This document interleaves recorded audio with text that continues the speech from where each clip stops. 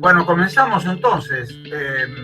Tengo preparado una presentación en PowerPoint, como es habitual en estos casos, ¿no? Pero el tema de vinculación y transferencia vale la pena darle un espacio de debate, porque es un tema controversial o controvertido. Es controversial y es controvertido. Hay, qué sé yo, en los cursos, en general cursos de posgrado donde yo hablo de estos temas, es habitual que por lo menos haya un par o dos o tres opiniones muy adversas, muy críticas a los procesos de vinculación y transferencia desde distintos puntos de vista. Básicamente son dos núcleos de pensamiento eh, crítico a estos procesos. Entonces vale la pena, me parece, dar un espacio para el debate y reflexionar juntos sobre esto. Así que yo voy a voy a hacer la presentación en PowerPoint, pero en algún momento que aparecen, más o menos para la mitad, tengo previsto, aparece una placa en donde dice temas de debate, y ahí de pronto yo volvería a este modo, al modo de de pantalla compartida, para discutir un poco esos temas. Y después, una vez que consideremos que se cerró adecuadamente el debate, no quiere decir que nos hayamos puesto de acuerdo, sino que cada uno dijo lo que sentía que quería decir, le damos la parte final a la presentación. ¿Está bien? Bueno, voy a ver si acierto, porque soy bastante prehistórico con estas cosas. A ver si puedo hacerlo bien. Abajo a la derecha tenés donde dice presentar. ¿Lo ven? ¿Lo están viendo? Parecería que sí, sí, Gustavo, perfecto, perfecto. Bueno, ahí está. Son aproximadamente 26, si no me acuerdo mal. Eh, Contando esta que es la del título, ¿no? Bueno,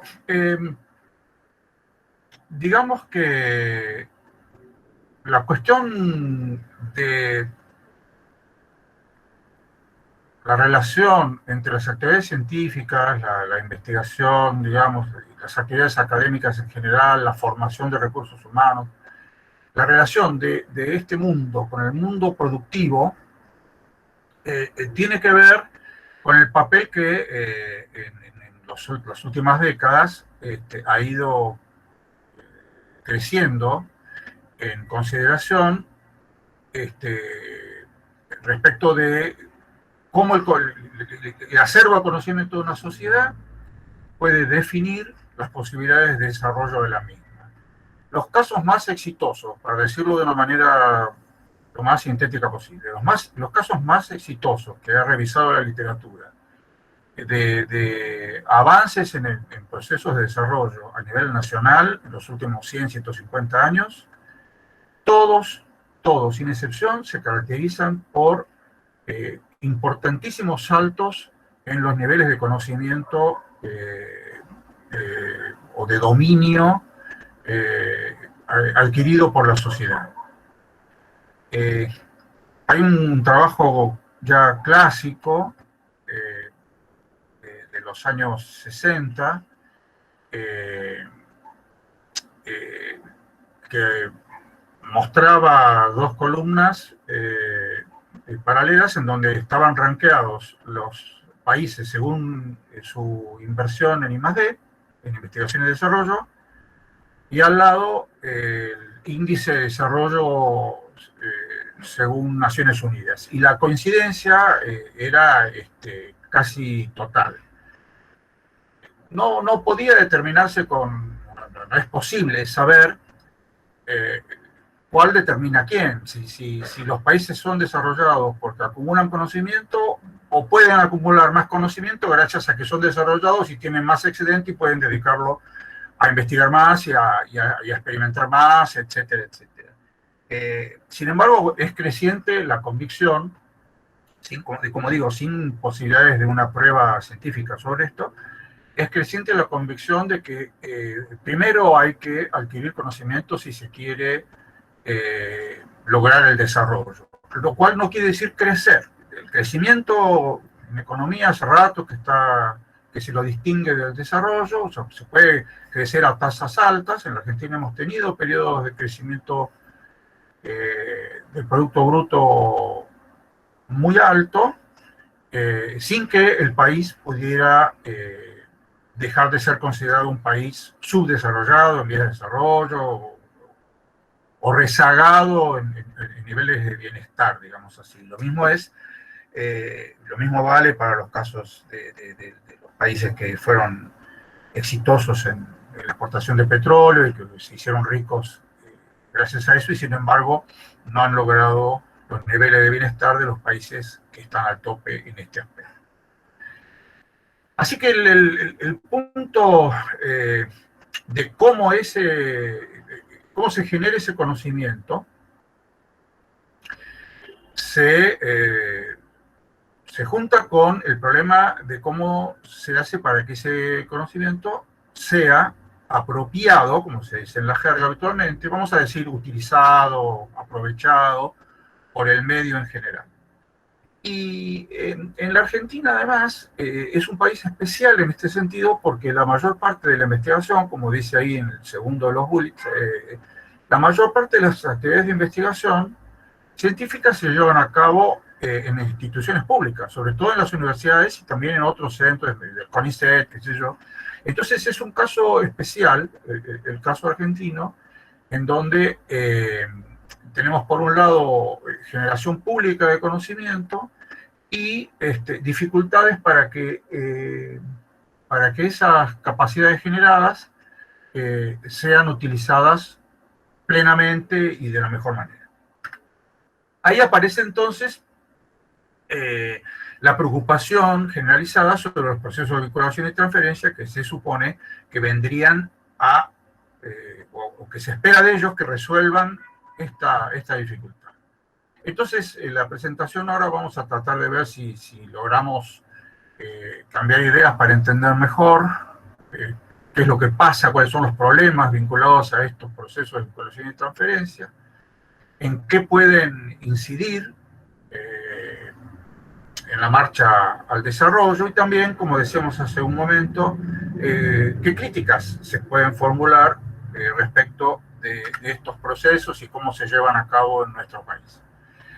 En ese sentido, una pregunta que nos hacemos los que trabajamos en estos temas es cuáles son los determinantes, es decir, ¿de qué depende que un proceso de vinculación y transferencia sea exitoso? ¿Qué quiere decir que sea exitoso? ¿Qué se debe cumplir para que tenga éxito? ¿Y qué es lo que hizo posible que tuviera éxito? ¿Qué es lo mismo que decir, bueno, qué nos falta y qué políticas podríamos poner en práctica y con qué instrumentos para resolver esas carencias y lograr mayor éxito en este sentido, ¿no?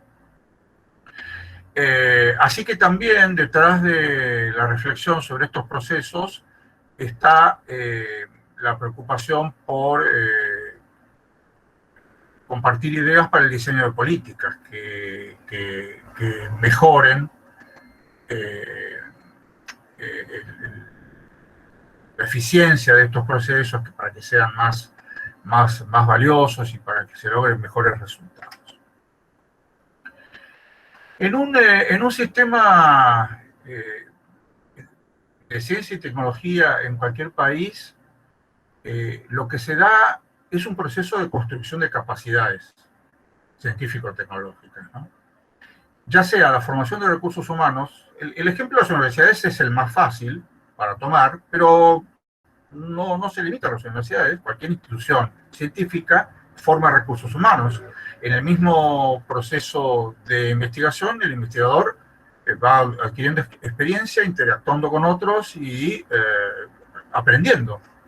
Con lo cual, hay un proceso de formación de recursos humanos que se espera que alimenten a la sociedad en su conjunto con sus capacidades para resolver los problemas que la vida cotidiana le presenta a la sociedad y a sus organizaciones.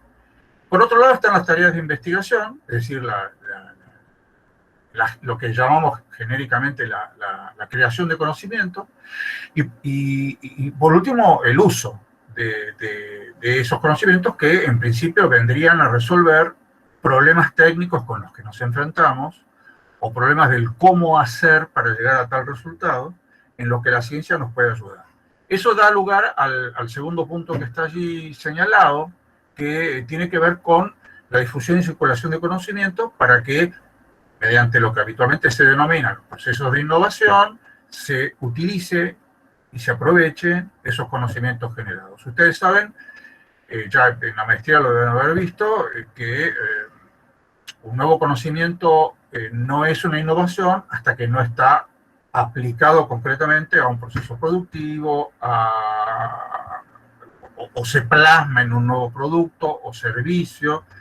Es decir, no es lo mismo una invención que una innovación. Entonces hace falta la difusión y circulación del conocimiento, y ahí es donde aparecen los procesos de vinculación y transferencia, como de los cuales se espera que favorezcan ese proceso de relacionamiento entre generación de capacidades y uso de las mismas. Para esto, lo que Lundvall y otros teóricos de la innovación denominaron Sistema Nacional de Innovación, cumple un papel central, porque ahí es donde los actores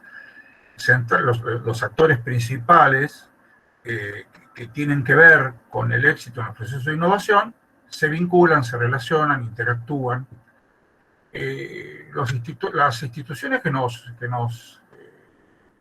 interesan más estos efectos son obviamente las universidades. En Argentina, más de las terceras partes de la investigación se lleva a cabo en las universidades, y sobre todo en las universidades de gestión pública, los institutos de investigación no universitarios, las empresas. Hay empresas que tienen, empresas públicas y privadas que tienen importantes equipos de investigación y que se caracterizan por llevar adelante procesos muy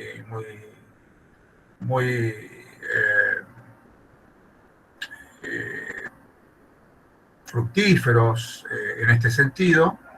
Organismos públicos que se ocupan de problemas de vivienda, de salud, de cuidado del medio ambiente, etc. Y organizaciones sociales que también actúan en este sentido, que son quienes son, de alguna manera, responsables de crear y transmitir las capacidades para resolver problemas individuales o sociales, con miras a ir avanzando en los procesos de desarrollo. En general se dice que ustedes habrán ya hablado bastante del modelo lineal de innovación. Del mismo modo, con relación a los procesos de vinculación y transferencia, se distinguen las relaciones de tipo lineal, en donde aparece en un extremo alguien o algunos que generan conocimiento o que forman recursos humanos, y en el otro extremo los que aprovechan, utilizan esas capacidades humanas o esos conocimientos técnicos. Como si se replicara el modelo lineal de innovación, en el sentido de que hay papeles diferentes entre quien genera el conocimiento y quien lo usa.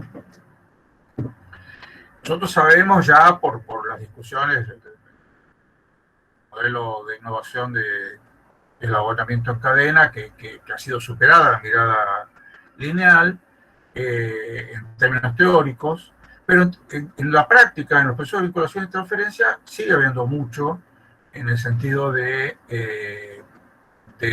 relaciones de tipo lineal, en donde efectivamente el usuario de conocimiento va en búsqueda de un proveedor de ese conocimiento, y no hay una mayor no hay una interacción o codesarrollo de conocimiento entre estos actores. Cuando se da esta situación, se dice que los vínculos son de carácter bidireccional o en donde hay codesarrollo de conocimiento. Vamos a ver después que esto no es fácil, pero que es claramente un esquema superador del modelo lineal y que da resultados mucho mejores en la práctica, ¿no? Ahora, en realidad, lo que prevalece son esquemas, digamos así, intermedios, o donde se combinan estos fenómenos, a veces simultáneamente o a veces en distintos momentos en el tiempo, es decir, relaciones que comienzan como de tipo lineal y que van evolucionando hacia formas más bidireccionales, ¿no? Esto es bastante común porque tiene que desarrollarse relaciones de confianza y de mutuo interés en lo que el otro hace y de respeto a prácticas y a costumbres y a lenguajes, a maneras de trabajar que no se logran de un día para el otro.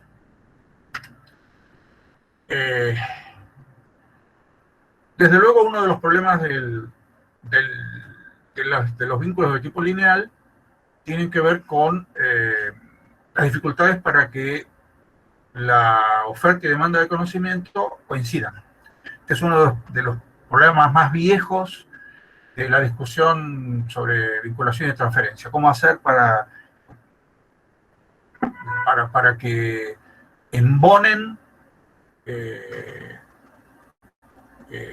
estos dos mundos, ¿no? El mundo de la generación de conocimiento y el mundo de la aplicación del mismo. Las grandes empresas lo resuelven al interior de su organización. Tienen su propio departamento de I+D.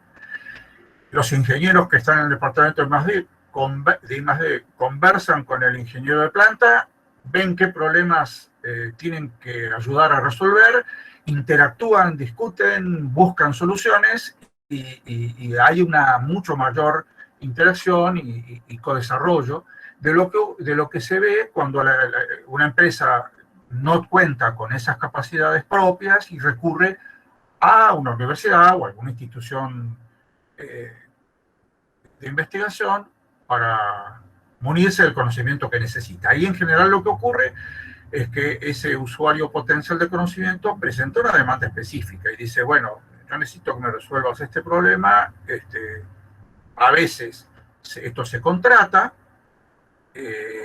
formalmente quiero decir, otras veces son relaciones de tipo más informal, pero en todo caso hay un pedido. Estos pedidos que llevan a una relación unilateral o lineal, a veces dan lugar, como decíamos recién, a una interacción en donde empieza a haber un diálogo por el cual se va haciendo más complejo el vínculo y más rico, y entonces ya no es solamente un problema de que alguien aporta financiamiento, el otro cuenta con la infraestructura, que es lo más común, ¿no? Las universidades, los institutos de investigación tienen la infraestructura para hacer investigación, las empresas productivas, no, las cooperativas o las organizaciones sociales no lo tienen. Lo que habitualmente de lo que más carecen las instituciones de investigación es de recursos financieros, que son muchas veces aportados por los demandantes de conocimiento. Los recursos humanos están generalmente en mayor medida, y es esperable, lógico que así sea, en las instituciones de generación de conocimiento y formación de recursos humanos, y el manejo del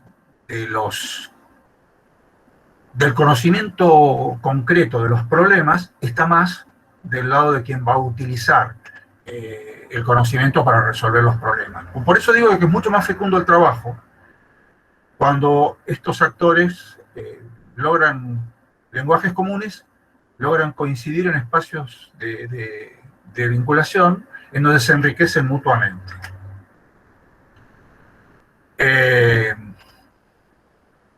Bueno, un poco esto ya lo dije. Entonces, en principio, el concepto de transferencia es confuso porque ya digamos, de movida el término transferencia está suponiendo una relación de tipo lineal. Uno le transfiere a otro un conocimiento, una capacidad o un recurso humano que ha formado para que resuelva problemas técnicos en el otro, en el espacio del otro actor, ¿no? Digamos que de lo que yo vengo diciendo se deduce que no siempre es la palabra más adecuada para reflejar este tipo de procesos, aunque en muchos casos, efectivamente, sobre todo cuando prevalece la forma lineal del vínculo, efectivamente esto es lo que ocurre, ¿no? Alguien genera el conocimiento y lo transfiere a otro. Ahí es donde aparecen lo que habitualmente en la literatura se van a llamar los canales por los que fluyen estas relaciones de vinculación y transferencia, ¿no? Hay canales, para decirlo de una manera muy, muy amplia y sencilla, relacionales y canales contractuales. Lo que los diferencia, en los términos queda, me parece, bastante evidenciado. En los contractuales hay un documento en donde las partes se comprometen a cumplir con determinados compromisos. Los vínculos de carácter relacional muchas veces son informales, no tienen ese grado de detalle y de obligación y de compromiso que aparece en los contratos. Y acá ya hay un punto de controversia a nivel internacional en estos temas, porque en algunas mediciones se descarta el cómputo de los vínculos que no son contractuales, porque se parte de la convicción, a mi juicio equivocada, de que donde no hay un contrato, el vínculo no es lo suficientemente sólido como para que se considere que va a tener resultados fructíferos. Y la experiencia en las entrevistas que hemos hecho durante años, tanto a investigadores como a receptores de conocimiento proveniente de las instituciones académicas, se ha comprobado que no es así y que muchas veces es hasta inclusive a la inversa, es decir, hay relaciones muy, muy estructuradas, formales, con contratos y demás, que no terminan en ningún resultado concreto positivo, y vínculos que son mucho más informales, en los que no hay un compromiso ni en tiempos, ni en montos, ni en metas a lograr y demás, y sin embargo se logran resultados que le resultan interesantes a ambas partes. Por eso está lo de que dice ahí de las relaciones de abajo hacia arriba y de arriba hacia abajo, ¿no? Es decir, esto es, de abajo hacia arriba es lo que hace un momento decíamos, cuando alguien se supone que se contacta con alguien que genera conocimiento y le pide que le resuelva un problema determinado. A la inversa sería cuando desde las instituciones de investigación se toma contacto con un posible usuario del conocimiento y se le ofrece este conocimiento. Ustedes dicen, bueno, ¿esto ocurre frecuentemente? No tanto. Ciertamente no tanto como lo primero. Pero crecientemente está ocurriendo. Ahí es donde aparecen las OTTs, que son los organismos de transferencia tecnológica.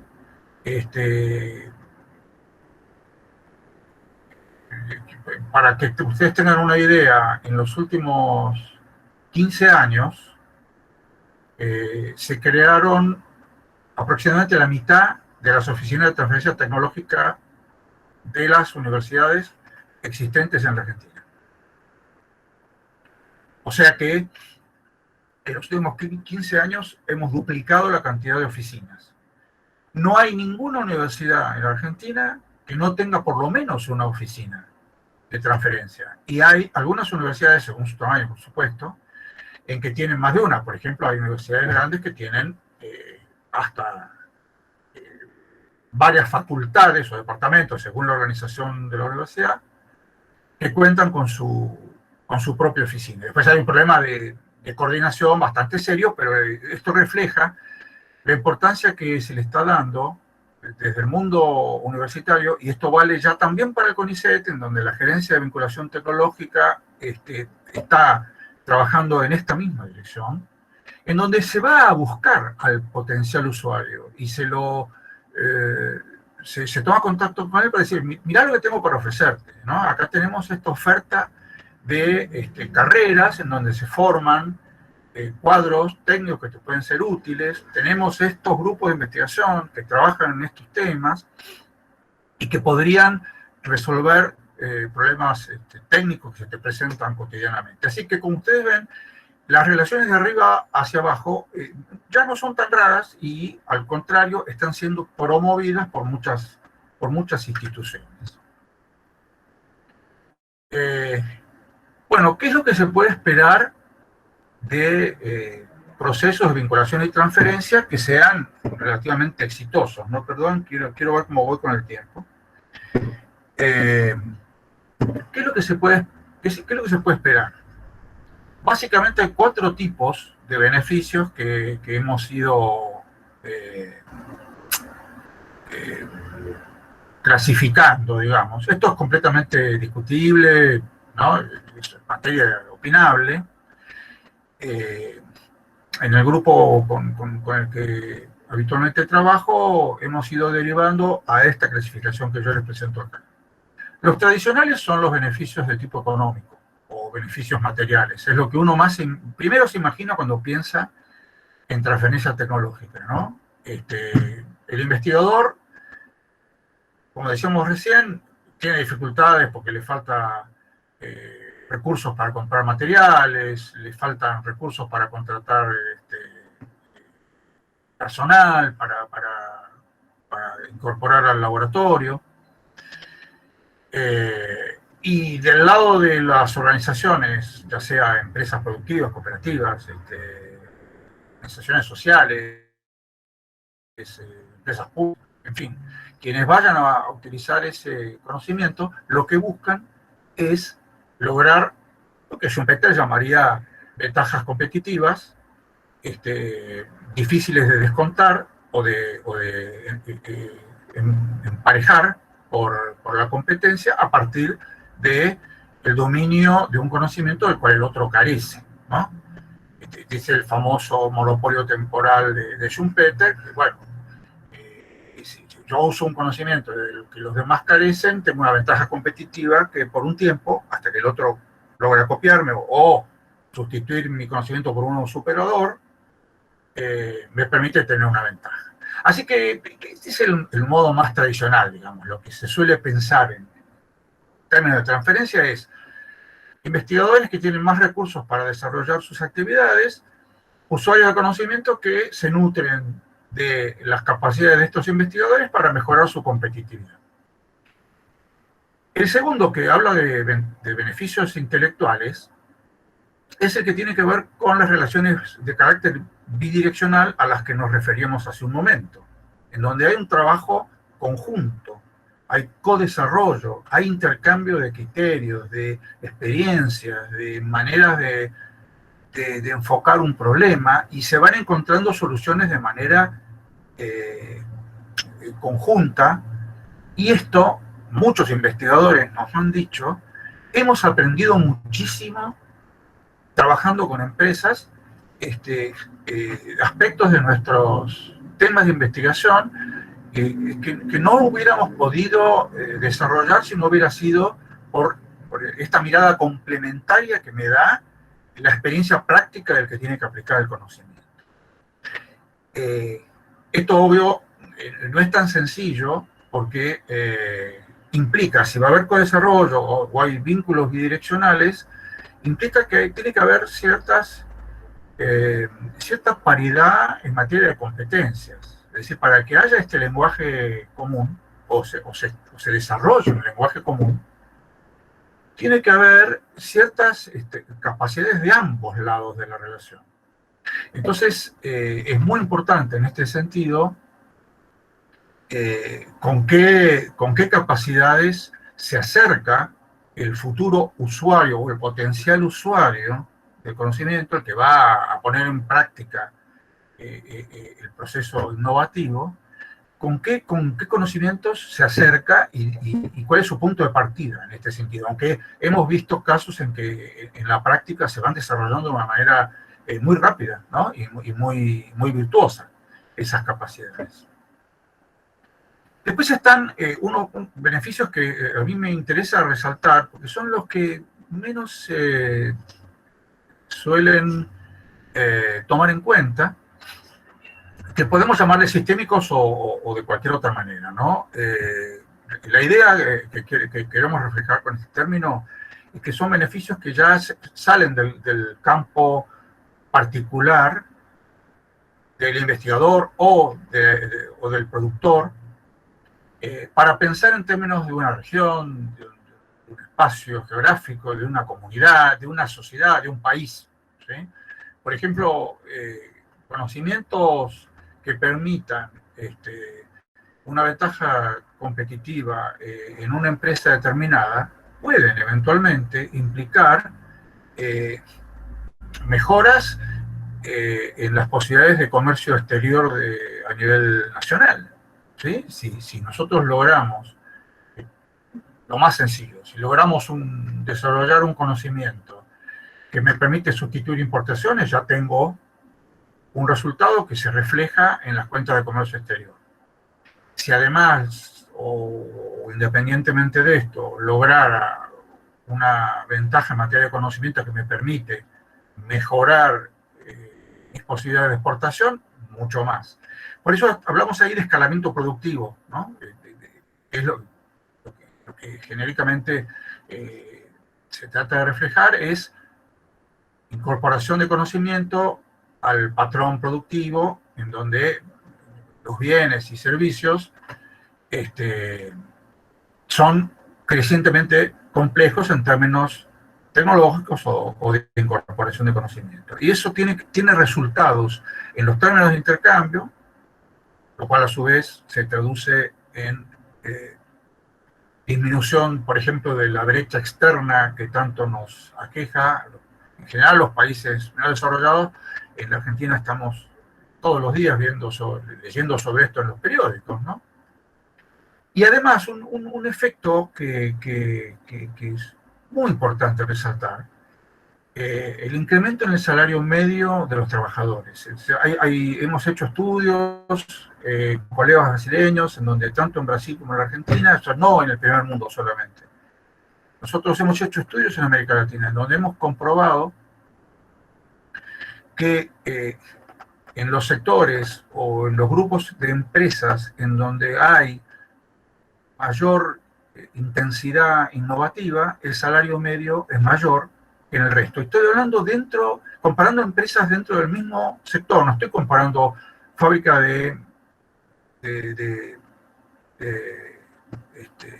medicamentos con textil.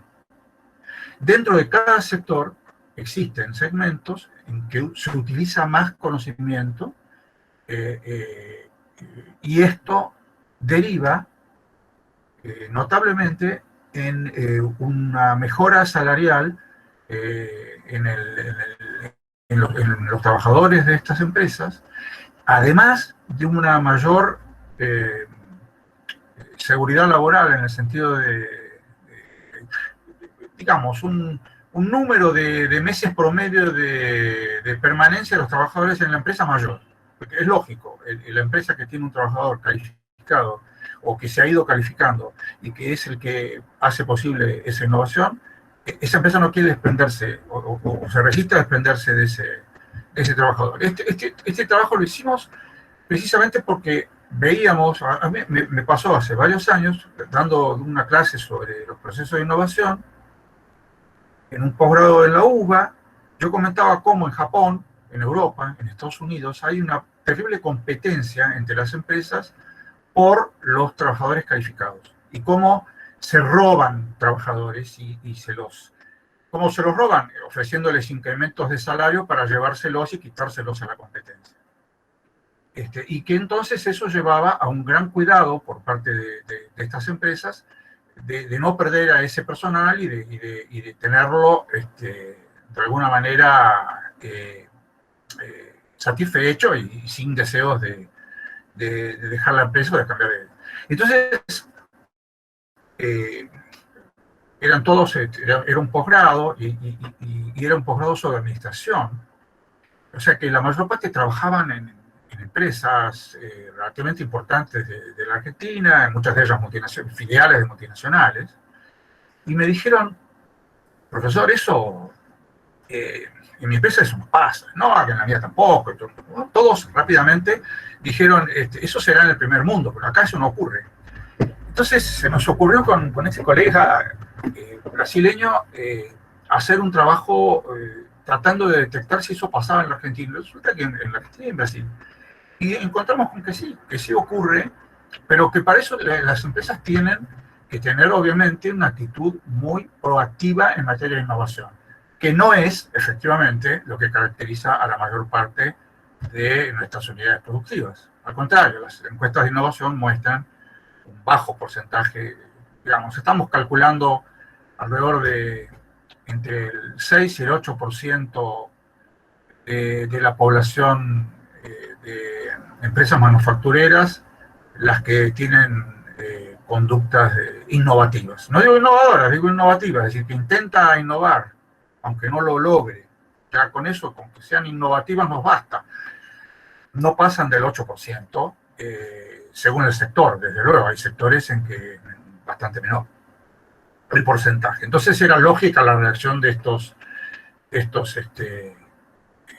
alumnos que decían, a mí no me pasa, ¿no? Y sin embargo en el primer mundo sí pasa, y una prueba de esto es la llamada, la famosa fuga de cerebro, ¿no? La cantidad de recursos humanos formados en nuestro país que encuentran mayores posibilidades de desarrollo en el exterior que aquí. Y eso tiene que ver con que se valora más esas capacidades que ellos tienen de lo que se valoran en nuestro país. Y eso justamente depende del patrón productivo. Si es un patrón de producción en donde el conocimiento ocupa un lugar importante o no. Y por último, los beneficios que nos interesa también destacar son los que hemos llamado institucionales, pero que podrían, para hacerla más fácil, podría haber puesto otros, ¿no? Pero uno de los aspectos que hemos encontrado es el aprendizaje organizacional.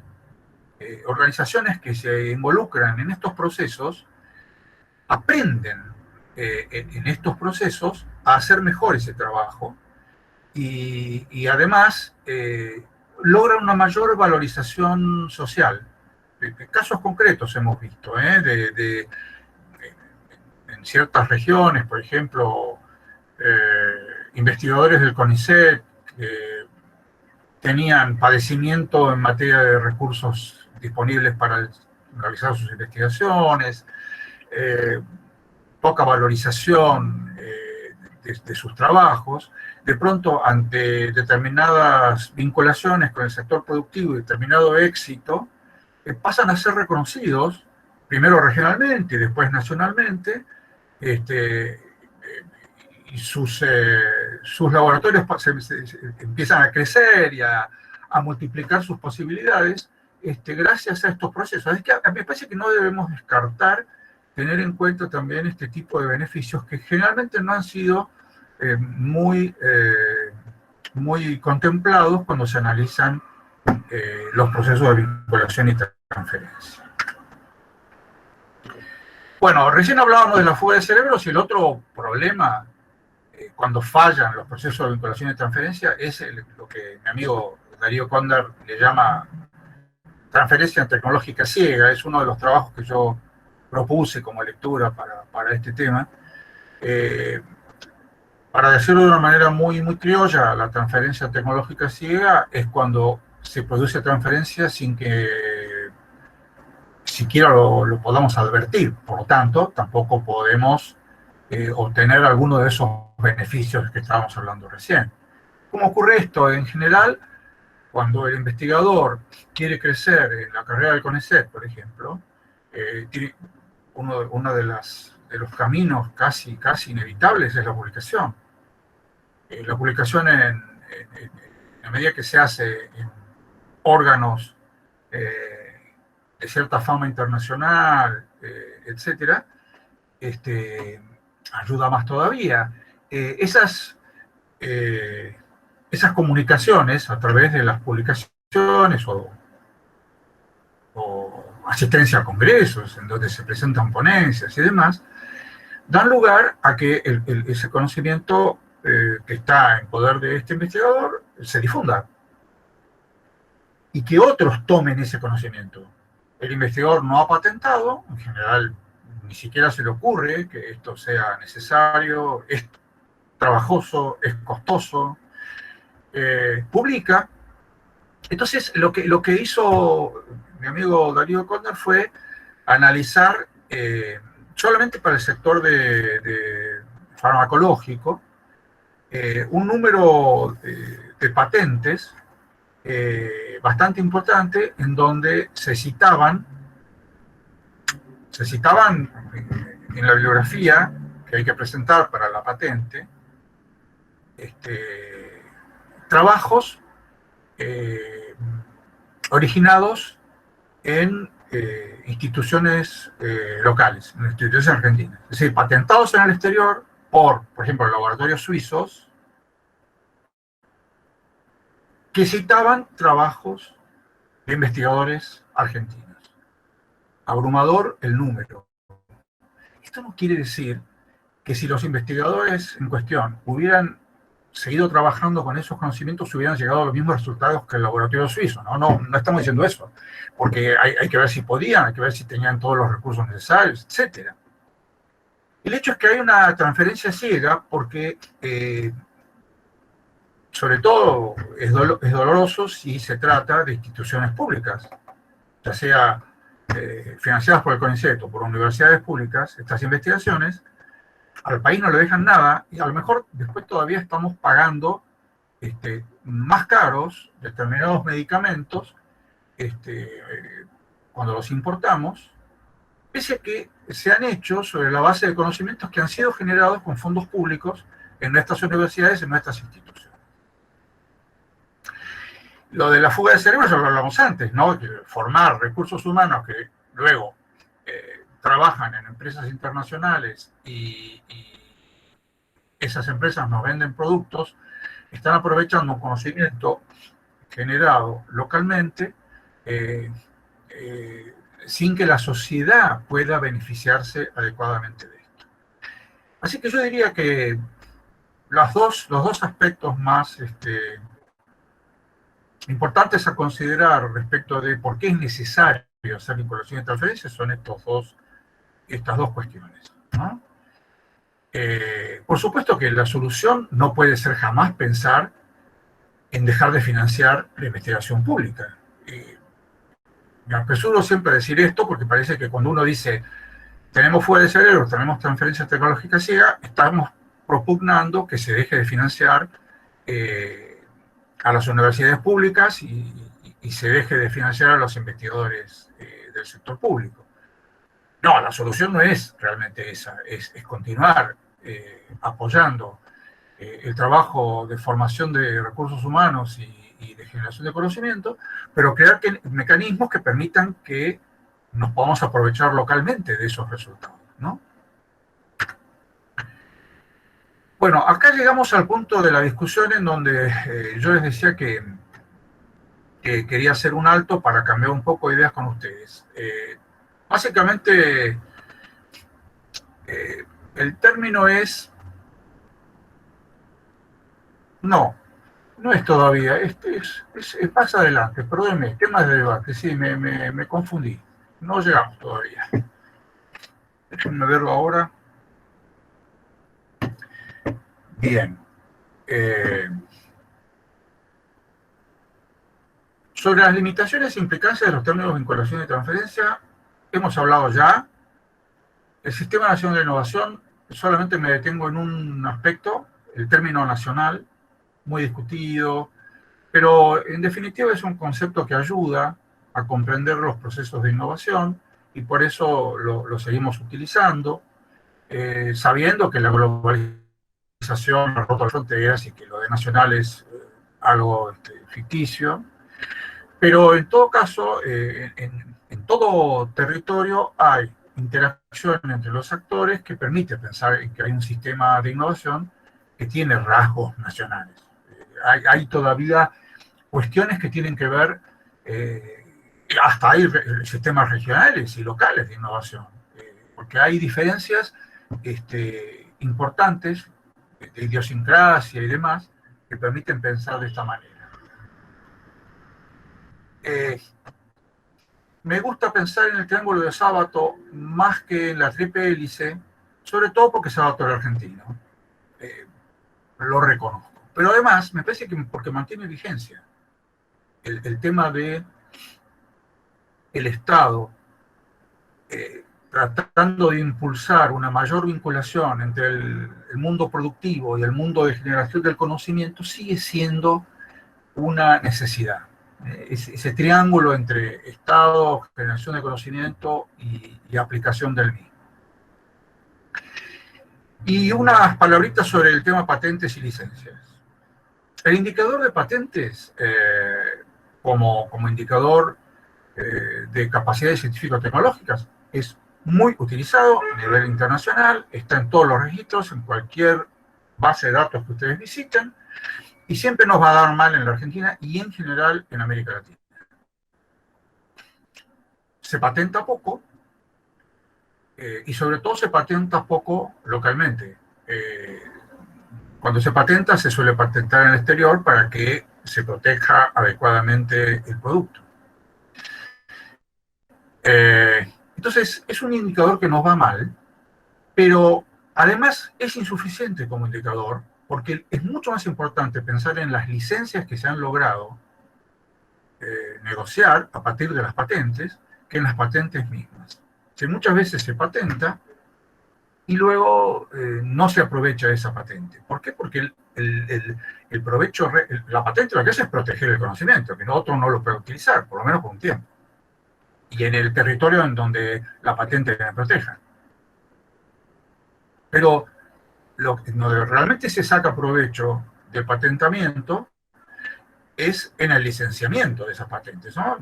Hay colegas de la Universidad de Campinas, por ejemplo, que están muy orgullosos porque se han puesto a trabajar en este sentido hace unos 10 años más o menos y han logrado un número muy importante, yo diría que de un 30-35% de licencias sobre patentes de conocimientos desarrollados en la universidad.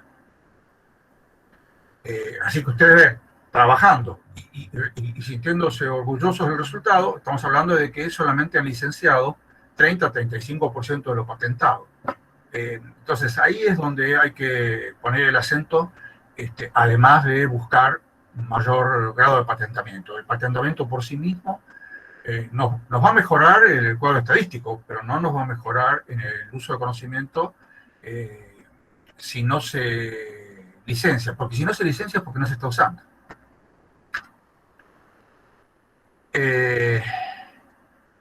Bueno, las universidades, como decíamos, cumplen un papel muy importante.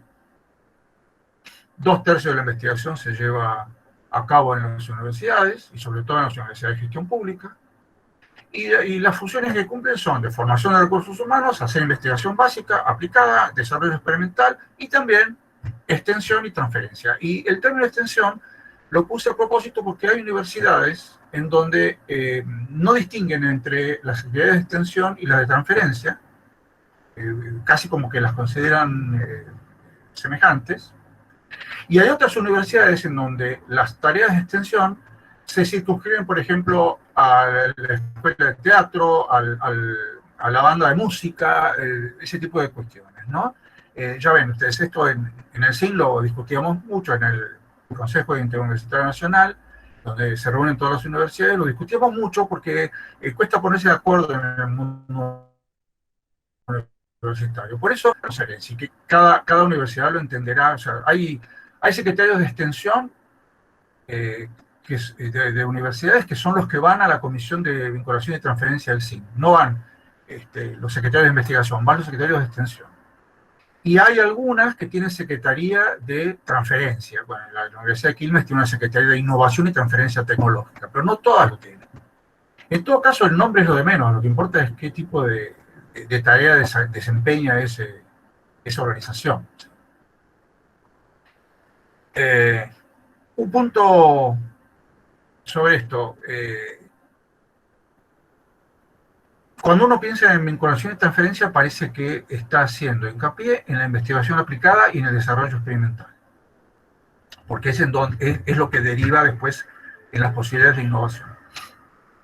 Sin embargo, somos conscientes de que si no hay una base de investigación básica, estamos perdiendo capacidades para poder desarrollar el resto de las actividades que estamos mencionando. O sea, la investigación básica es lo que nos da, como su nombre lo indica, una base, un piso de capacidades, conocimientos, experiencias, sin las cuales es muy difícil avanzar en los otros, inclusive hasta para comprar tecnología, porque hay un criterio, a mi juicio, muy equivocado, que se vincula fuertemente al pensamiento neoclásico, sobre todo. Mejor exponente que tuvimos nosotros como ministro de Economía fue Domingo Cavallo, cuando decía que la tecnología se puede comprar, entonces que no hace falta para un país que es pobre destinar recursos a la investigación básica. Sucede que si no tenemos un mínimo de actividades de investigación básica, no tenemos conocimientos acumulados como para comprar bien y usar bien aquello que compremos.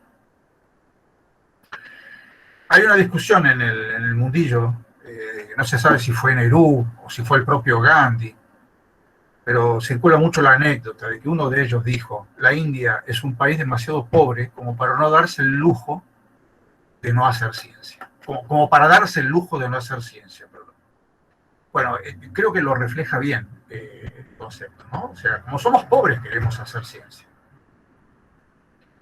El problema principal que tiene la Argentina es la escasa densidad de la trama productiva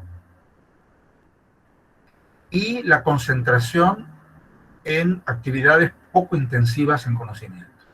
Ese patrón de especialización es el que determina una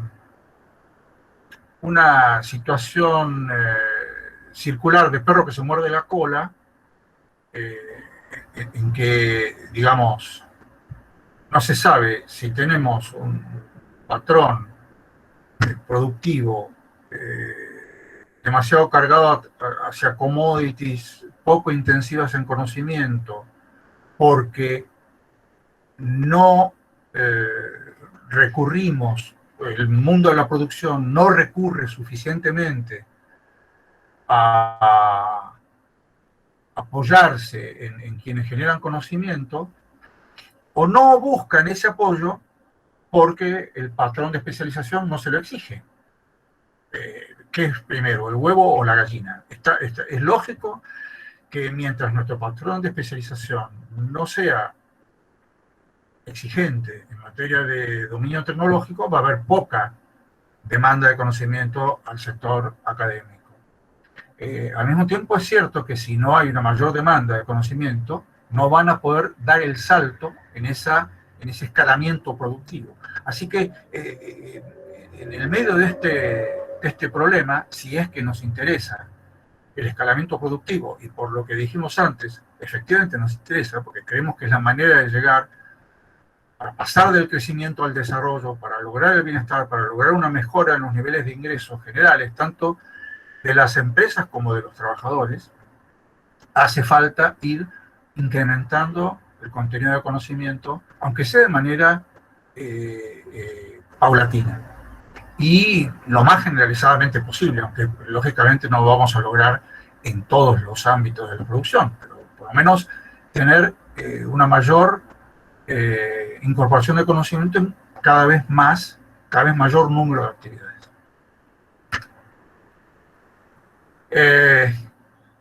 A esta función de extensión, transferencia, vinculación y transferencia, en fin, como le queremos llamar, se le empezó a llamar tercera misión hace mucho tiempo ya por los años 20 o 30 del siglo pasado. Ortega y Gasset fue el primero que empezó a hablar de la tercera misión, porque las dos primeras, la docencia y la investigación, ya estaban asentadas en las universidades desde tiempos previos. Pero ya desde principios del siglo pasado se empezó a hablar de una tercera misión, que es esta de lograr que los recursos humanos formados en nuestras universidades mejoren las capacidades del mundo de la producción. Y los conocimientos desarrollados por nuestros investigadores mejoren las competencias del mundo socioproductivo para lograr mejores resultados en su desenvolvimiento. Y a eso se le ha dado en llamar apropiación social del conocimiento, ¿no?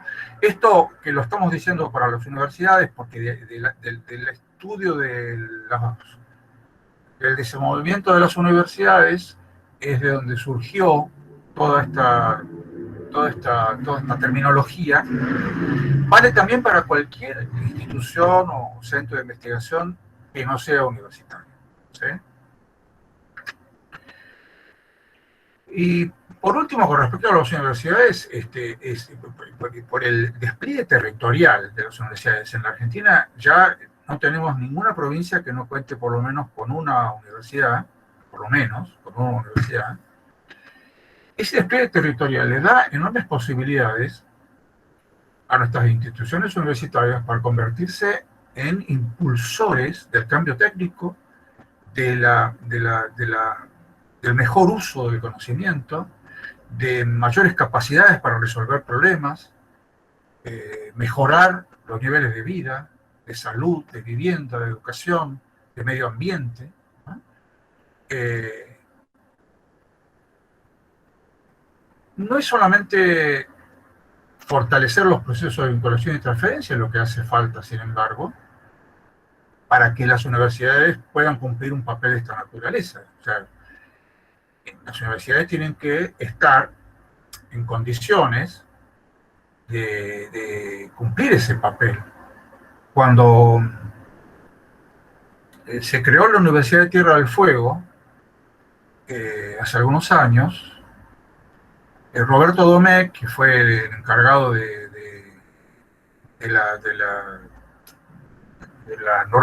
fue el rector normalizador de la Universidad de Tierra del Fuego, ya desgraciadamente fallecido Roberto, hizo un trabajo de relevamiento de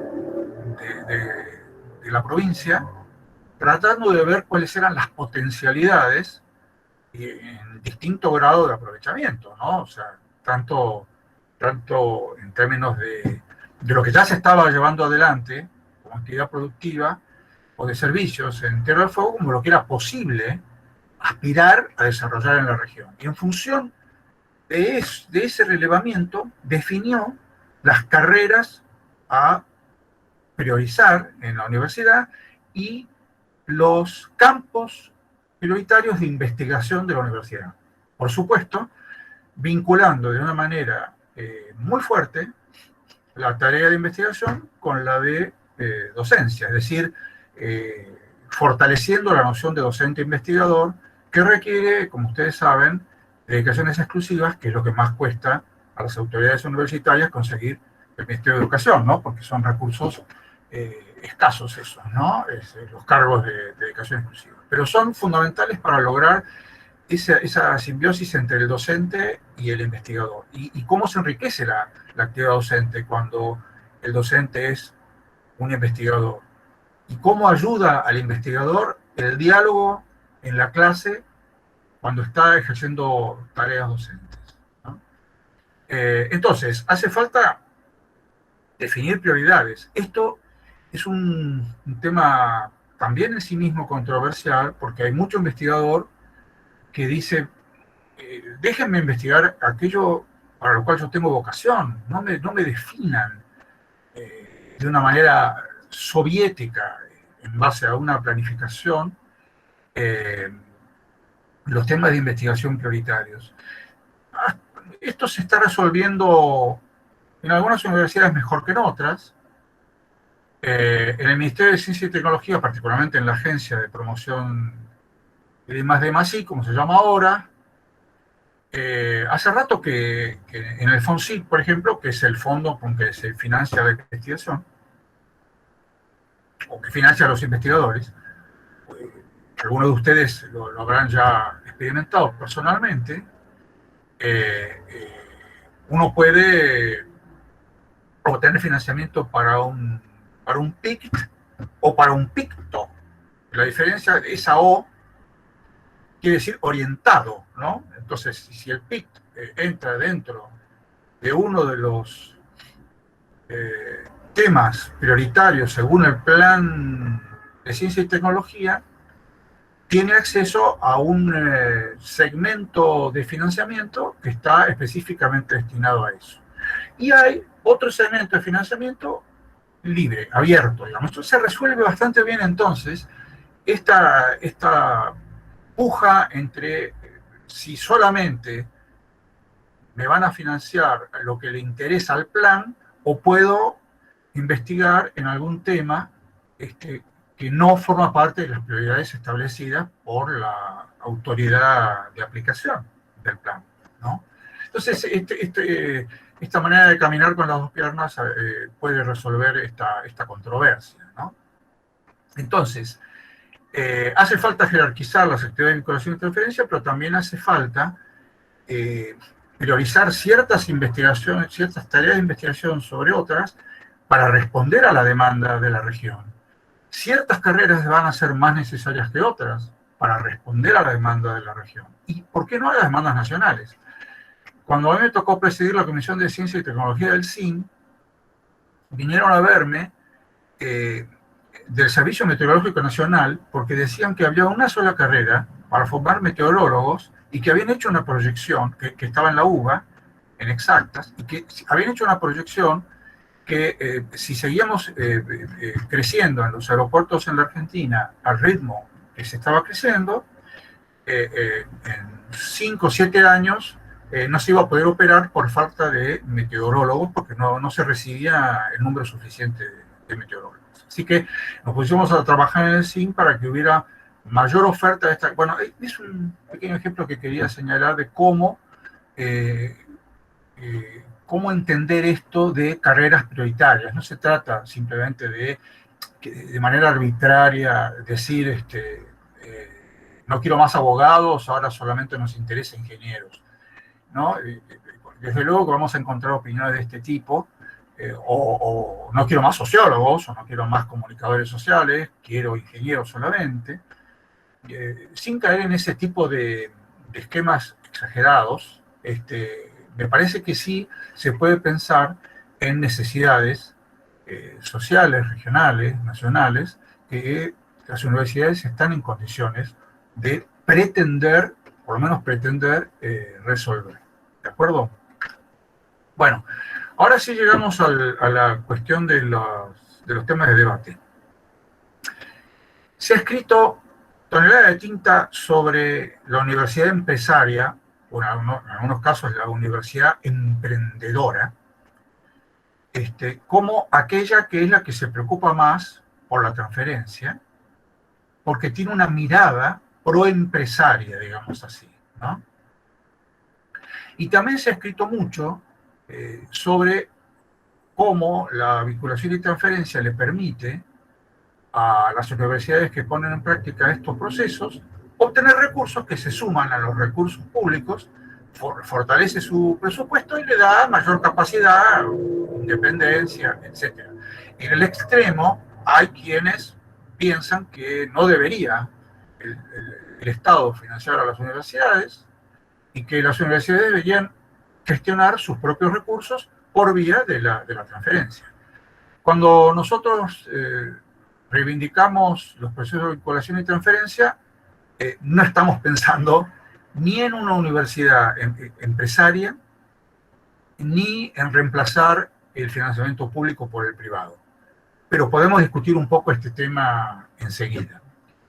No estamos pensando en eso por el riesgo de mercantilización del conocimiento que está detrás de ese fenómeno, que de todas maneras puede ser una crítica a formular a quienes trabajamos en los procesos de vinculación y transferencia, porque de algún modo hay una comercialización del conocimiento al haber algún compromiso de yo te doy, vos me das.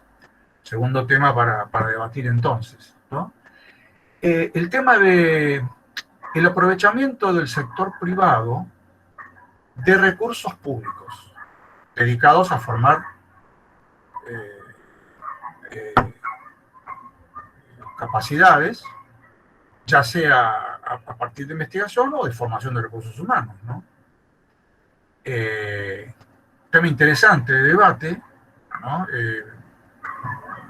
Digamos, el uso de activos públicos por parte del sector privado sin provecho o sin que se derive aparentemente conveniencias para el sector privado. Para el sector público. Es el sector público ha financiado y el sector privado se ha aprovechado y no queda ningún beneficio para el sector público.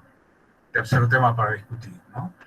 ¿Cómo se puede condicionar la agenda del investigador? Es decir, bueno, si yo soy investigador y me pongo en estrecho trabajo, en trabajo estrecho de vinculación con una empresa que necesita una solución concreta, me condiciona mi agenda. Me dice, yo necesito que vos trabajes en esto, no te desvíes, no te vayas para otro lado, concentrate en este tema. Efectivamente está ese riesgo. No es menor al riesgo de condicionamiento de la agenda de investigador que sufre por la obligación de los métodos de evaluación de publicar en órganos del primer mundo que tienen prioridades, que tienen establecidas preferencias respecto de qué artículos interesan o no a la comunidad científica a la que responde ese órgano, y por lo tanto también va a haber un condicionamiento de la agenda del investigador publicando, aunque no transfiera. En todo caso, el problema del condicionamiento de la agenda del investigador es un tema para discutir, tanto cuando se publica como cuando se transfiere, que por definición no se publica, se transfiere. El receptor del conocimiento, una de las condiciones que pone es no publiques, porque no quiero que los demás sepan esto que me estás dando, que es lo que me da mi ventaja schumpeteriana, ¿verdad? ¿Qué es lo que ponemos en el último punto, ¿no? Si no cambian los mecanismos de evaluación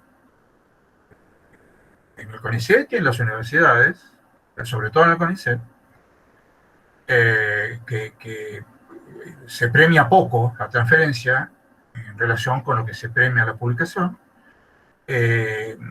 no va a haber un desarrollo relativamente importante de las actividades de vinculación y transferencia. En los países en donde hay mayores registros de vinculación y transferencia, efectivamente hay una mayor ponderación de estas actividades en los procesos de evaluación de los investigadores.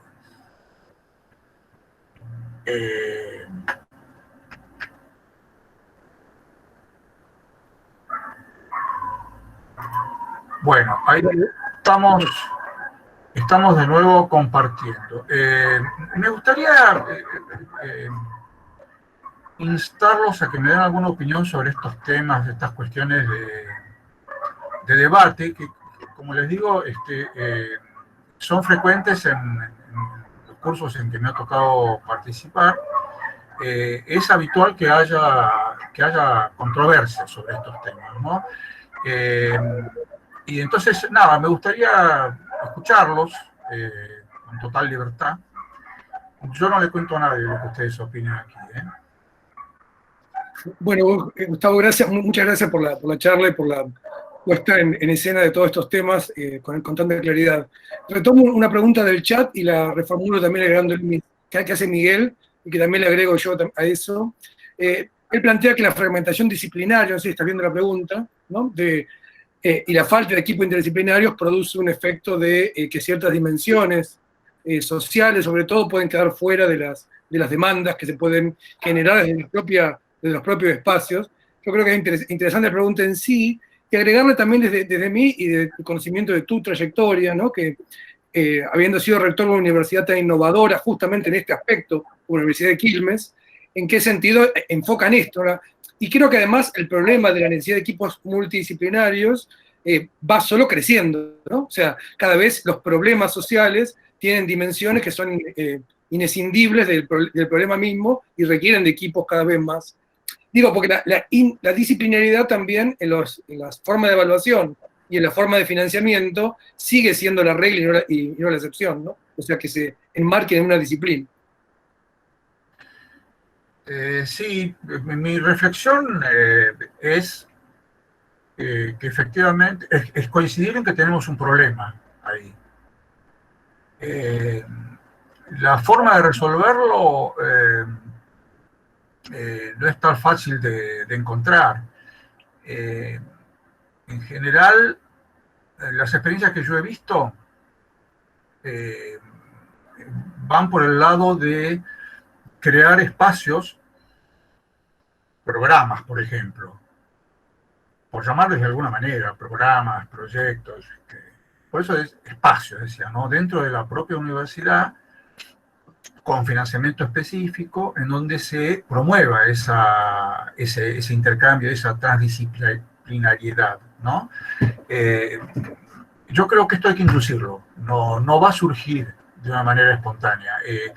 Y eso va a depender mucho de la mirada de las autoridades de las universidades. O sea, en este tipo de cuestiones, en el mismo tema de vinculación y transferencia, hicimos un trabajo también, hace unos 5 años, de análisis de cómo se manejaba el tema de vinculación y transferencia, y particularmente las llamadas oficinas de transferencia tecnológica de las universidades, en nuestras universidades nacionales. Encuestamos a todas y visitamos a la mitad. Tuvimos mucho intercambio y sacamos como conclusión principal que el tratamiento de los temas de vinculación y transferencia tenía una enorme, pero enorme, desproporcionada dependencia del pensamiento del rector o rectora. Lo cual habla muy mal de nuestra solidez institucional, porque si depende del rector o rectora que haya más o menos de esta actividad, ¿no es cierto? De otra, quiere decir que no estamos construyendo suficiente andamiaje institucional como para salir del personalismo, digamos. Pero cuando ustedes ven que hay universidades, y no quiero hacer con esto ningún cargo a ningún rector o rectora en particular, porque son estos casos, algunos son amigos míos, ¿no? Pero hay rectores o rectoras que tienen 20 o 30 años en el cargo, ¿eh? Y la impronta personal puede mucho todavía en nuestras instituciones, ¿no? Y vos decías, Javier, sobre Quilmes. Quilmes tiene es una universidad joven y sin embargo, desde a pocos años de haber comenzado su funcionamiento, empezó a hacer vinculación y transferencia. ¿Por qué?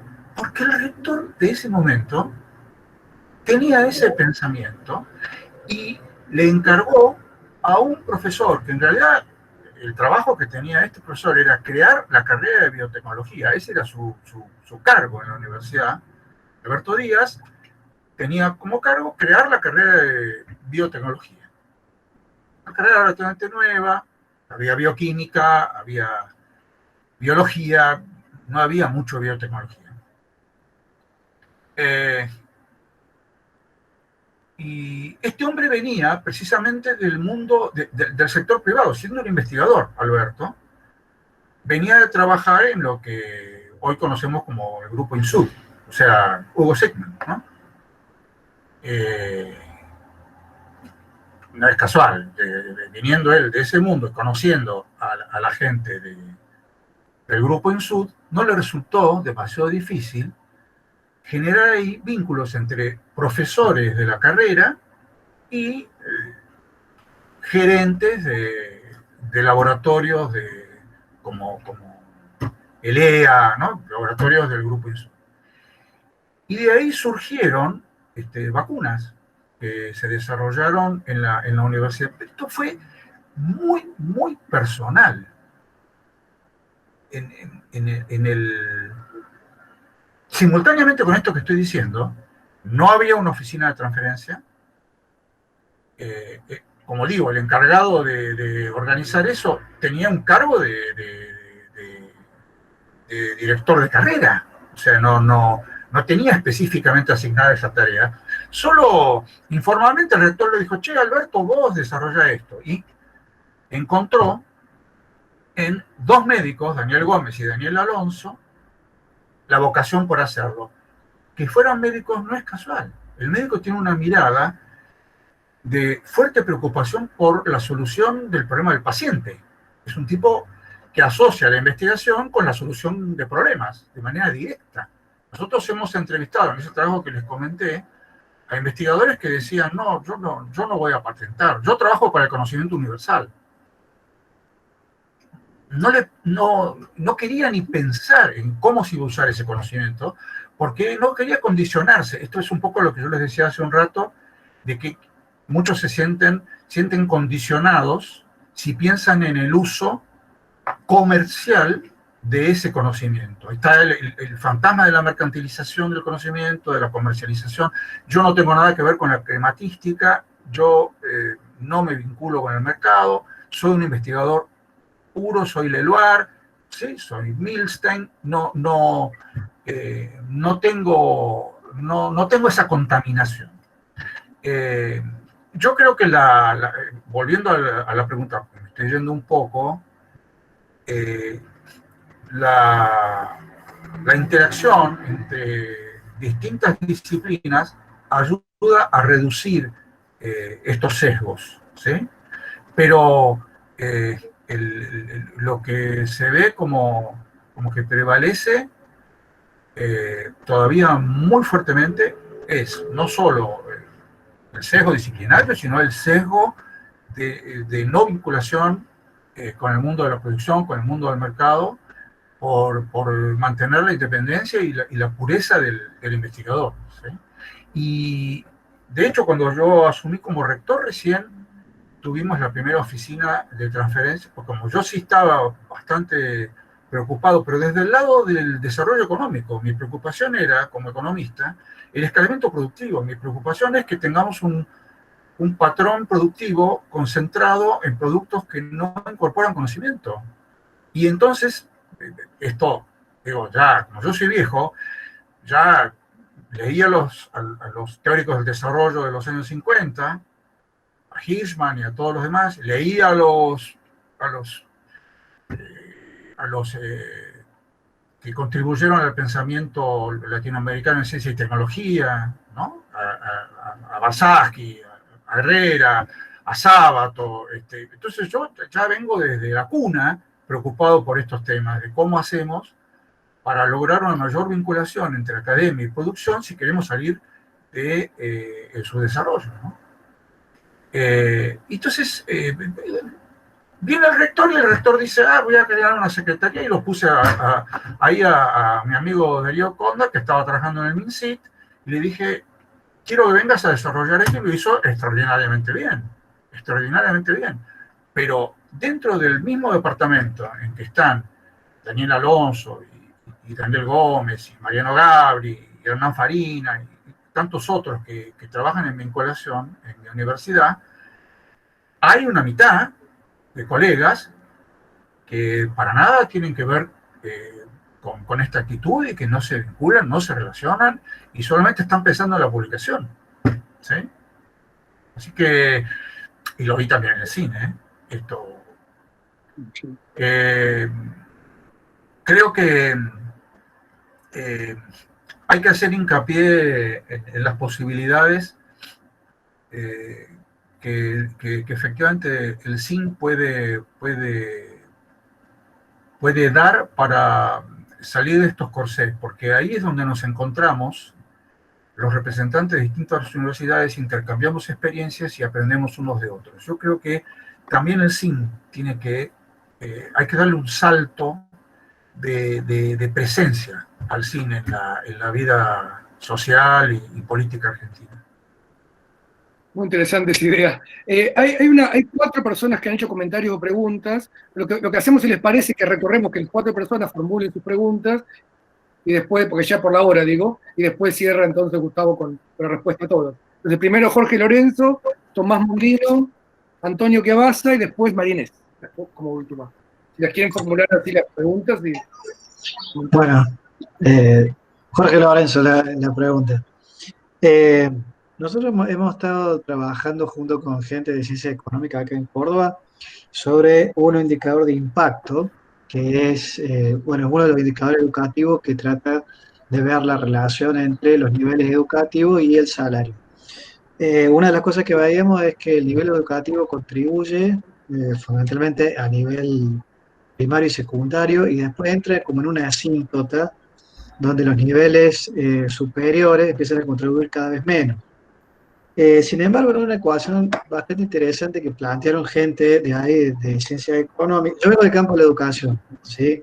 Esto es el trabajo que agregaron la gente de ahí de economía, es que cambiando ahí la polinómica que describe justamente la trayectoria de los salarios, es que hay un incremento sustantivo del salario cuando la instrucción del trabajador, es decir, lo que sería la materia del capital humano, tiene una formación dentro de las propias empresas. Entonces hay un diferencial salarial ahí que como que podría evitar esta asíntota que solamente veamos el conocimiento productivo proveniente de las instituciones formales de educación. Es decir, hay una educación no formal dentro de las propias empresas que produciría, digamos, un diferencial salarial mucho más grande del que estarían produciendo las propias unidades académicas desde escuelas secundarias, terciarias y universidades.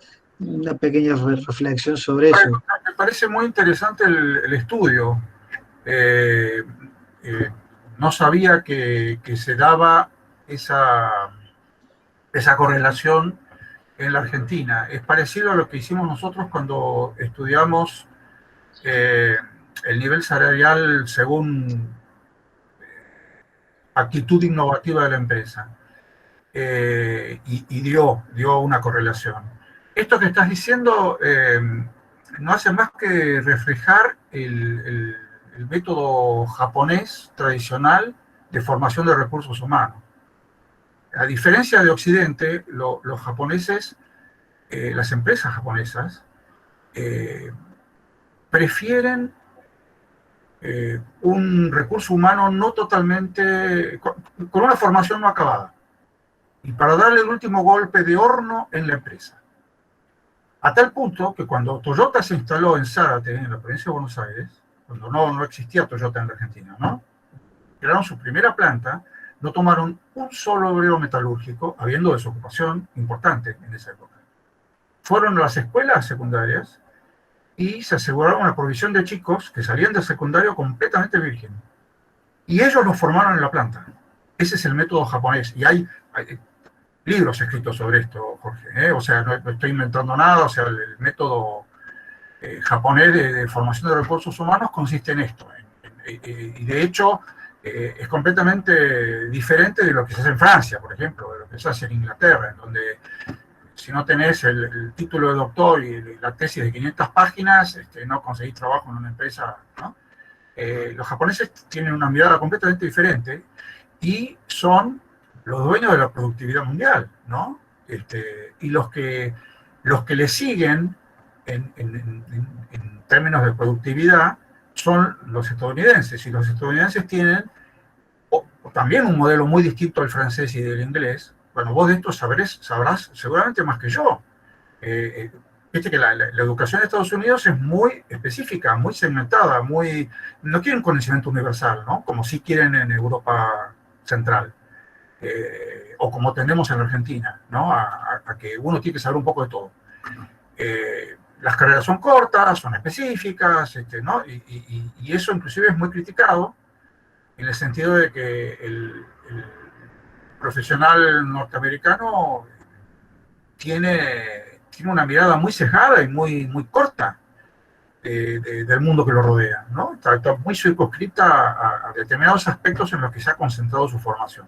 Pero al mismo tiempo eso le sirve para ser más aprovechado por la empresa que lo contrata, que ya tiene, como lo que prevalece en la universidad privada en Estados Unidos, las universidades privadas están ya con arreglos con las empresas, formando trabajadores que van a ir, bueno, uno de los atractivos y por lo cual las matrículas son de $30.000 anuales es porque le aseguran que cuando salga de ahí va a trabajar en tal o cual empresa, ¿cierto? Y va a ganar un montón de plata.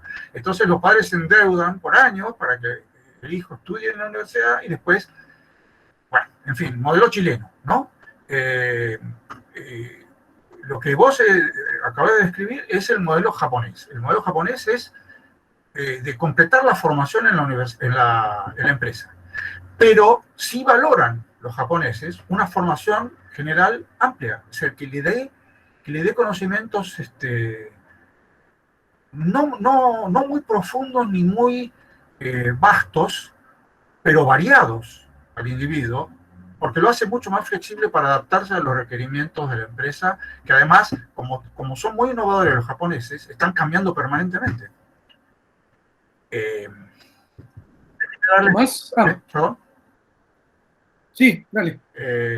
Nosotros tenemos en Quilmes una carrera de programador informático, muy criticada por las empresas de informática argentina, por Globan y demás, que me han reprochado cuando yo era rector, que era una carrera muy larga, que ellos no necesitaban eso, que ellos querían carreras de un año y que entonces los chicos, ¿no? Esto que estábamos diciendo recién. ¿Por qué insistimos con la carrera de 3 años? Porque la tecnología informática cambia permanentemente y esos chicos que ellos contratan se encuentran de golpe con que su formación no les da la suficiente base para adaptarse a los cambios técnicos que se producen permanentemente en una actividad que tiene una dinámica innovativa extraordinaria. Entonces, necesitas una formación un poco más amplia para poder adaptarte mejor, ¿no? Jean Piaget decía que la inteligencia era la capacidad de adaptación a lo desconocido, ¿sí? Y tenés más capacidad para adaptarte a lo desconocido cuando tenés un universo un poquito más amplio en tu cabeza, que cuando estás encapsulado, ¿verdad? ¿Sí, amigo Fidel ahí en la carrera esa? Fidel Martínez López. Es el capo total. Éramos compañeros de estudio con él, por eso digo. De Fidel, que no se llama Fidel, por cierto, Carlos Martínez López, sí. Le pusieron Fidel en La Plata porque usaba barba, ¿no? Fidel es el que me convenció a mí de esto que estoy diciendo, ¿no? Porque se venían a quejar conmigo los de la industria del software, y entonces yo le iba a ver a Fidel, che, Fidel, mirá, se quejan. Dice, no, vos mantenete, porque mirá esto. Y efectivamente, me decía, los chicos salen de acá, empiezan a ganar un montón de plata, se casan, tienen hijos, abandonan la carrera, ¿no? Porque se los llevaban antes de terminar la carrera, y después se quedan manejando un taxi. Es fatal la cosa, ¿eh? Es seria. ¿Tomás?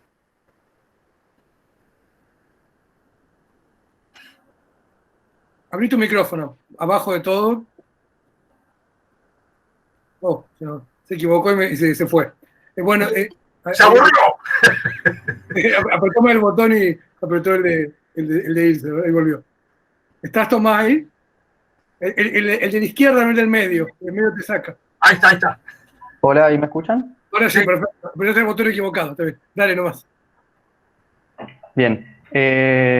No, le quería preguntar a Gustavo si él realmente, digamos, cree que hay que hay una dicotomía o un dilema o algo en la cuestión de creer que la universidad o cualquier sistema cualquier institución de ciencia y tecnología e innovación del país sea mercantilizadora del conocimiento o entre en la mercantilización del conocimiento por el hecho de hacer transferencia o vinculación tecnológica. Digo, porque me parece a mí en particular una falsa dicotomía, porque más allá de un investigador básico que se dedique a hacer paper, ya el conocimiento ya está mercantilizado de por sí por las grandes multinacionales, transnacionales, publicado de las revistas, digamos, que son las propietarias, a los que los investigadores acuden para publicar su conocimiento y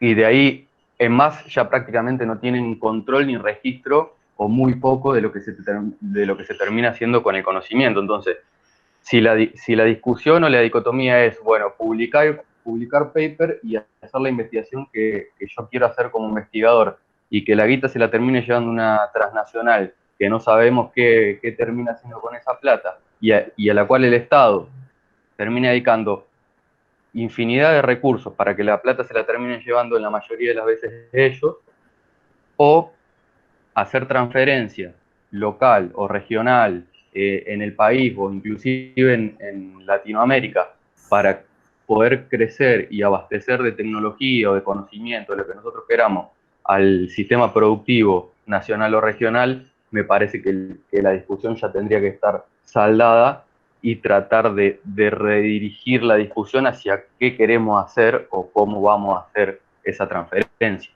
No sé si se me escuchó bien. Perfecto, perfecto. Sí, sí. ¿Me escuchó bien? Yo no tengo nada que agregar a eso, Tomás, porque ese es mi pensamiento, pero aprovecho para preguntar si hay alguien que tenga una opinión diferente y podemos, en caso de que tengan ganas, deseo, si no es muy tarde, debatir un poquito, porque lo que yo sí puedo decir es que he tenido respuestas diferentes, ¿no? He encontrado con pensamientos distintos en este sentido. Sí, claro. A ver, estaba ahí Antonio, que parecía Neil Harbison con esa antena. El primer cyborg ese. Vos, Antonio, dale. Hola, ¿cómo andan? Bueno, primero que nada agradecerte, Gustavo, por la presentación excelente. Y bueno, siempre me queda la duda cuando escucho acerca de este tipo de presentaciones, acerca de transferencia de conocimiento de la universidad hacia el sector productivo, cuál es el papel que puede cumplir las ciencias sociales en ese rol. Especialmente me volvió la pregunta cuando hablaban de grupos interdisciplinarios y demás, porque me da la impresión de que en la extensión universitaria, bueno, es más fácil o más evidente la vinculación entre las ciencias sociales y la comunidad, la sociedad, pero siempre está la duda ahí, por lo menos yo la tengo, de cuál es el rol que puede cumplir las ciencias sociales acompañando o transfiriendo conocimiento hacia el sector productivo. Eso. Mi opinión personal es que no solo puede cumplir un papel importante, sino imprescindible, diría yo. Está dentro de esto de la transdisciplinariedad de la que estábamos hablando antes con Javier, pero sobre todo en el sentido de que la mirada del cientista social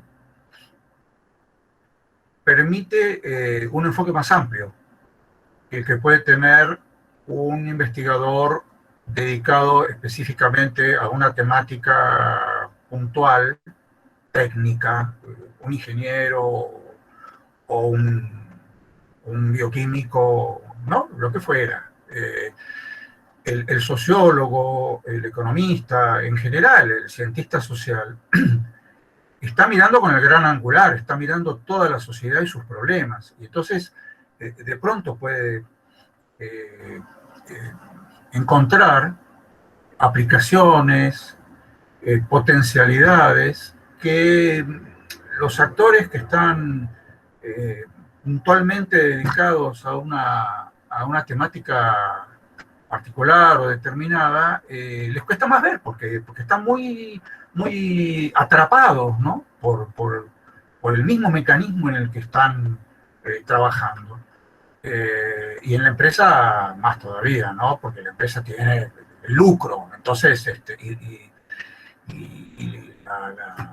la necesidad de conseguir resultados a corto plazo, etc. Yo creo que puede ser muy importante. Entonces digo, entra dentro de lo útil que puede ser equipos multidisciplinares en donde se sienten a conversar ingenieros con sociólogos y descubran la diferencia de lenguajes que tienen, ¿no? Y se enriquezcan mutuamente, porque efectivamente, qué sé yo, ustedes, a mí me ha pasado de encontrarme con un sociólogo que ve no digo que todos, estoy poniendo un ejemplo extremo, pero un amigo mío, un sociólogo, veía una planilla de Excel y se brotaba, se ponía nervioso, ¿no? Así como hay sociólogos que se dedican a hacer encuestas, y por supuesto que no le temen a ninguna planilla de Excel, pero este sociólogo, que sobre todo porque se dedicaba a la comunicación social y yo qué sé, dice, no, porque vos venís, que vos entendés de esto, yo pedí una planilla de Excel sencilla. Y del mismo modo, un ingeniero mira un paper que tiene más de 10 páginas y se asusta, dice, pero ¿cómo? Esto... Darío Cóndor, que lo he mencionado hoy varias veces, ¿no? Él es físico. Darío no te escribe un paper de más de 10 páginas, pero tiene al mismo tiempo la capacidad para decir en un párrafo algo para lo cual a lo mejor yo uso 4. ¿Se entiende? O sea, eso es una cuestión de formateo mental, cómo está uno formateado, ¿no? Entonces, claro, ¿no? Un paper, yo necesito, para poder decir lo que quiero decir, necesito 20, 30 páginas, después quién lo lee, ¿no? Darío escribe 10 páginas y dice lo que hay que decir y ya está, ¿no? A mí me cuesta mucho eso. Pero esa cosa interdisciplinaria ayuda muchísimo, ayuda muchísimo. Y sobre todo a los ingenieros que están en la resolución de problemas concretos, les cuesta ver lo que va más allá. Por ejemplo, esto que yo decía del escalamiento productivo y cómo la brecha externa y el salario de los trabajadores, no ven esos temas, ¿sí? ¿Por qué se preocupa Jorge Lorenzo por eso? Porque él decía, viene del campo de la educación. Eso lo hace pensar de otra manera los problemas tecnológicos, ¿no? Tiene otra mirada. Y es necesario intercambiar esas miradas para poder lograr un equilibrio, ¿no? María Inés, ¿vos también? Sí. ¿Qué pasó? No sé qué raro es. ¿No? A ver, ahora. Está mejor, si vos acopló el parlante con el micrófono. Bueno, muchas gracias, la verdad que muy interesante. Era un comentario general y me parece que vinculado a lo que recién dijo, ¿quién fue Sergio? El último. Antonio. No, que en lo que va de las presentaciones, hago permanentemente un esfuerzo, estoy haciendo permanentemente como un esfuerzo de traducción, para ver de qué manera los conceptos que estamos viendo, cuando hablamos de tecnología, innovación, cómo los traduzco para aplicarlos al campo de las ciencias sociales. Y la verdad que esto que recién decía Gustavo de los debates en el cine y en las universidades nacionales respecto a qué es extensión, qué es innovación, qué es transferencia, etcétera, y esa, por ahí, dicotomía de que hay ciertas funciones que son pertinentes para las ciencias sociales y otras para los otros campos, bueno, tiene mucho que ver con la fragmentación que hay también en el sistema tecnológico y la ciencia dura, las blandas, etcétera, ¿no? Sí, claro. Claro, entonces, porque en realidad, y ahí yo ponía esa pregunta, me pregunto si uno nosotros en la Facultad de Ciencias Sociales estamos justamente creando una unidad de vinculación e innovación tecnológica, y todos estos debates conceptuales sobre esta categoría son fundamentales, ¿no? Entonces me pregunto si estos conceptos de innovación, transferencia, se pueden aplicar también en relación a demandas sociales que a lo mejor no se relacionan directamente con el sector productivo, pero sí con el desarrollo. Vos, Gustavo, cuando comenzaste hablabas del desarrollo y de las cosas del interés general.